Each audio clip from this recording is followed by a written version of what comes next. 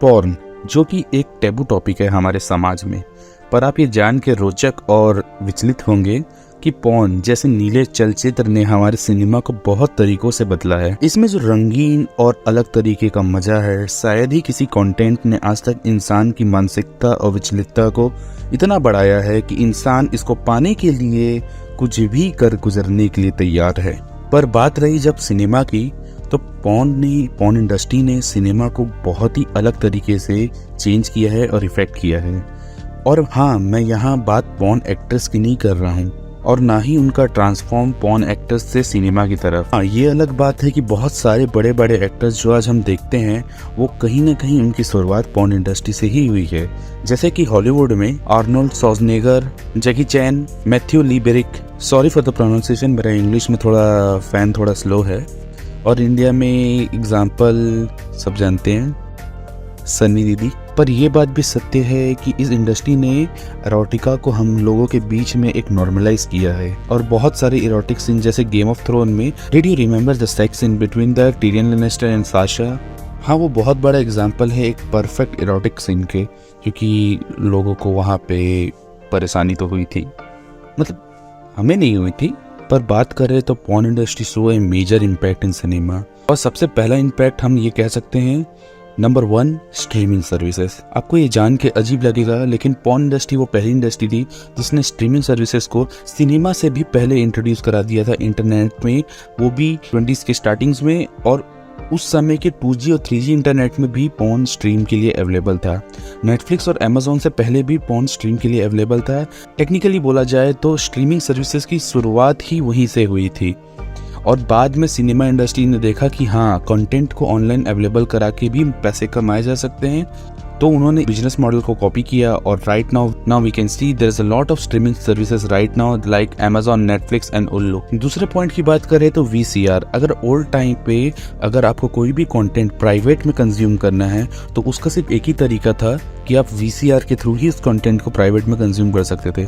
VCR जो आपको photo में दिख रही है, ये इस टाइप का एक इंस्ट्रूमेंट था या कैसी मीडिया ड्राइवर था, जिसके थ्रू आप अपने पर्सनल स्पेस में किसी भी टाइप की मूवी जो कि VCR कैसेट्स में अवेलेबल होती थी उसे कंज्यूम कर सकते थे। लेकिन आपको ये बात जान के हैरानी होगी कि VCR का सबसे ज़्यादा कंजप्शन अकेले ही अमेरिका में 40% से ज़्यादा लोग सिर्फ एज अ पॉर्न प्रोडक्ट इसके थ्रू कंज्यूम करते थे।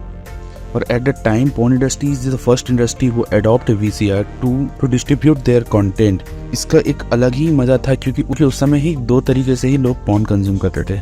Either they read erotic books और either they go for the erotic theatres. But the thing is that this kind of content can't be done in front of everyone, so the people will start using VCR to consume a porn। अब बात रही तीसरे point की, तो VR। और किसी दूसरी industry की तरह ही पॉर्न इंडस्ट्री वो पहली इंडस्ट्री थी जिसने वर्चुअल रियलिटी को अपने कंटेंट में इंटीग्रेट किया। और ना ही सिर्फ इंटीग्रेट किया, एक तरीके से बोला जाए तो फुल्ली डेवलप भी किया और आगे के लिए एक भविष्य भी दिखाया कि how to integrate a VR with the today environment of entertainment. But the thing is that porn industry वो पहली इंडस्ट्री थी जिसने वर्चुअल रियलिटी को इंटीग्रेट किया। और ना सिर्फ इंटीग्रेट किया, like company like Oculus and HTC के जो मेजर ट्रैफिक आता है डिवाइस सोल्ड आउट के, जो डिवाइस एफिलिएट ट्रैफिक आता है वो हाईली पॉर्न वेबसाइट से ही आता है। और 4th नंबर पे आता है डिजिटल कैमरा। पॉर्न इंडस्ट्री वो पहली इंडस्ट्री थी जिसने लो बजट फिल्मिंग के लिए डिजिटल कैमरा इंट्रोड्यूस किया है। आज जो हम नॉर्मल DSLR यूज करते हैं जैसे Canon 5B Mark III, जो कि नेटफ्लिक्स रिकॉग्नाइज कैमरा है, उसका मेजर कंजप्शन पॉर्न इंडस्ट्री में ही होता है। पॉर्न इंडस्ट्री ने डिजिटल कैमरा को फिल्म मेकिंग के लिए नॉर्मलाइज किया और ना सिर्फ नॉर्मलाइज किया, उसके इनोवेशन और उसमें लो बजट फ्रेंडली, मोर फीचर फ्रेंडली जैसे फंक्शनैलिटी को भी इंट्रोड्यूस कराया। 5th पॉइंट पे आता है CGI तो हम सब जानते हैं, CGI का यूज पॉर्न इंडस्ट्री में कई सालों से हो रहा है। ये बोल सकते हैं जब से पॉर्न इंडस्ट्री और CGI इंडस्ट्री है तब से यूज हो रहा है। और हम जानते हैं CGI का यूज कहाँ पे आता है, उन्हें कुछ बड़ा दिखाना होता है, लेकिन बात बस वहाँ तक नहीं है। Actually porn is all about exaggeration। तो बात रही जब भी कोई वीडियो होती है तो उन्हें जब भी कुछ फ्लैशी या कुछ कर्वी दिखाना होता है जो कि रियल वर्ल्ड में नहीं हो सकता, जो हमारी फैंटेसी होती है, जैसे real adaptation of anime porn and like that, उन्हें दिखाने के लिए CGI का यूज किया जाता है। तो CGI भी एक मेजर पंख है porn इंडस्ट्री में, ना सिर्फ यूज होती है बल्कि वो वहाँ से आई भी है। बहुत सारे major CGI based art style जो ओरिजिनेट हुए थे only for porn industry, right now we are using in cinema too. और बात रही पेमेंट्स की, तो पेमेंट तो सब करते हैं, तो हम नहीं चाहते कि हमारी कोई भी पेमेंट पब्लिकली अवेलेबल हो। और सबसे बेकार चीज ये होगी कि अगर समाज या सोसाइटी को पता चल जाए कि हम ऐसे नीले चलचित्र वाले वेबसाइट में, इन तरीके की वेबसाइट में पब्लिकली अवेलेबल ना हो। तो इस प्रॉब्लम को सॉल्व करने के लिए 90s में रिचर्ड गॉर्डन ने फर्स्ट इलेक्ट्रॉनिक कार्ड सिस्टम को इंट्रोड्यूस किया, जो कि क्रेडिट कार्ड के ट्रांजैक्शन को बहुत ही आसान करती है ऑनलाइन वेबसाइट्स में। और गेस कीजिए इसका इस्तेमाल सबसे पहले कहाँ पे हुआ? जी हाँ, पॉर्न इंडस्ट्री में। वेबसाइट लाइक क्लब लव, जो पब्लिशर है पैमला एंडरसन की सेक्स टेप ने, इन्होंने सबसे पहले इंट्रोड्यूस करा